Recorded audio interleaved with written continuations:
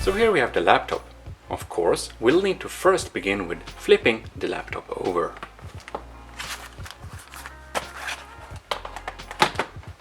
To access the hard drives, you'll need to open up the service compartment of your laptop.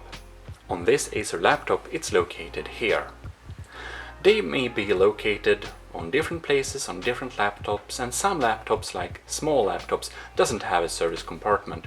In that case, you'll need to open up the entire back case of the computer, which means remove all the screws. But for most computers, we'll have a service compartment. We'll remove the 3 screws keeping this in place, and then we will open it up. There we have the last one. And we can now carefully pry this open here. Like that. And we can put it to the side. Here we'll have the M.2 drive as well as the RAM sticks. Now I already have my M.2 drive installed, but I'm going to show you how to remove it and put it back again. Of course, make sure your laptop is turned on and be careful with static electricity. Now I don't wear shoes and I'm not on a plastic surface or fabric like that, so keep that in mind. Anyways, we'll need a screwdriver, and we will just open this up here until it gets released. Just carefully remove it.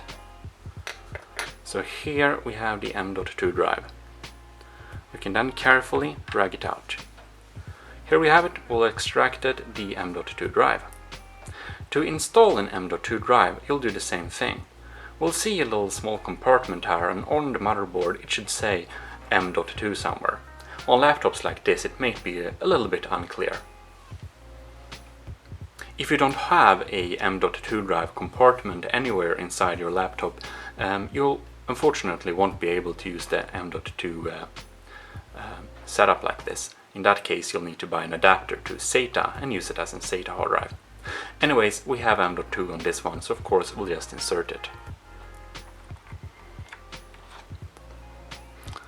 All the way in like that. Then we just push it down gently until we can see where we put the screw. Imagine that many gigabytes in such a small stick.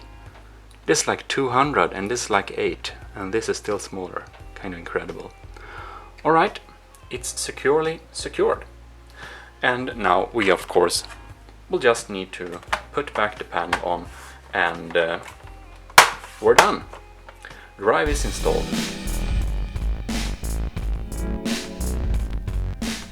And of course, to actually use the disk, maybe you'll use it yourself or someone else will use it, you will need to go to Disk Management, and you right click on the Windows icon and you just click Disk Management. Alright, so here you can see we get this little prompt, Initialize Disk.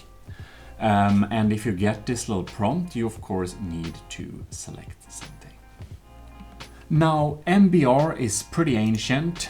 GPT is the kind of new one and is required for most new drives, but if you're going to use this on a really old Windows system, you might change it to MBR, but generally GPT is the way to go for basically everyone. Should just select OK. Now the disk is initialized, and to start using this you'll need to right click on it and select New Simple Volume. Here you get this nice little wizard. So we'll just click Next, and if this is a regular hard drive, max this out. If it's an SSD, remove about 10% from this, so you'll have 10% unallocated space minimum, or 20%, and your SSD will live longer. You can assign a letter to the drive. You can select any letter you want.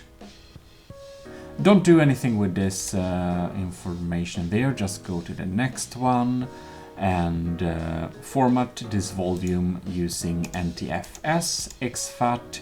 You can use it on some other systems as well, like Mac, but NTFS is the regular, normal thing that you want to have for Windows drives. Now, allocation unit size, if you're going to have only media files or something on this one, you can set it to the maximum, otherwise just keep it on default. Default is best for most people. And then you can of course name the volume something. I'm going to call this Magasinet, because why not? So, now you can select to not do a quick format, but you might as well do a quick format. If it would fail, try to uncheck it, but it usually doesn't fail, like ever. So just do quick format and click next. And then just finish. And congratulations, this is formatting, and now it's alright. So we can actually browse this drive now and use it normally. It's completely fantastic. You successfully initialized the drive and you can now, I don't know, use it. When you have installed an M.2 drive, it's much faster than any other type of drive.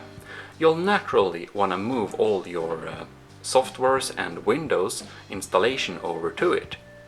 And if you want to know how to do that, you can watch my tutorial on how to move everything to another drive. How to copy from HDD to SSD, but it of course works from another SSD to another SSD. And M.2 drives is a type of SSD, solid state drives. Anyways, go and look at that tutorial and, well, hope your new M.2 drive serves you well. This is your host, GMODISM, signing out.